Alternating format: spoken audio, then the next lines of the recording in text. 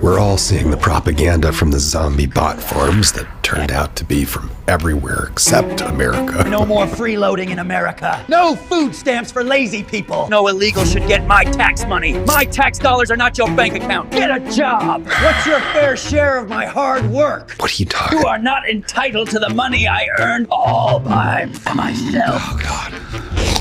You're eating your own foot. That's not my foot. Lazy. Foreign illegal. Do you even care how you got that way? Ooh. Story time! Yeah, probably won't help him. Might help us. About 85 years ago, humanity started building our first majority middle-class societies. Yeah, the first ones in human history. How? High taxes on the ultra-rich, breaking up monopolies, millions of public sector jobs, public housing, social security, regulations. We called it the New Deal. And the wealth hoarders were furious.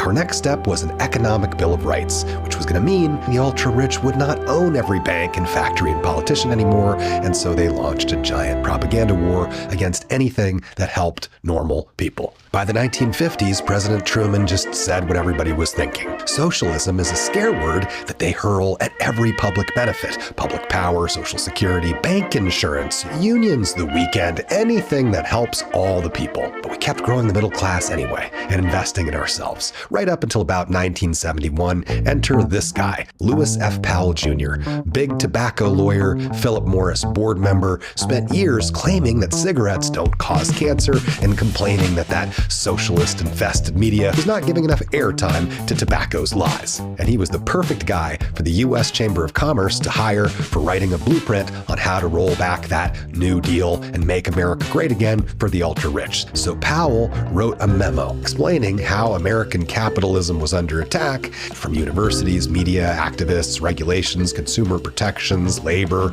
and he gave corporate America his plan on how to fight back by building think tanks and taking over universities and funding pro-wealth hoarding economists, creating media networks, flooding politics with lobbyists, and reshaping the courts. Most important was to reframe the whole idea of public spending, taxes, public power, labor protections as a tax on individual freedom and personal earnings. Conflate the identity of the ultra-rich with the general population. It's your hard-earned income they're talking about taking. What? I'm fine. I'm just worried about you.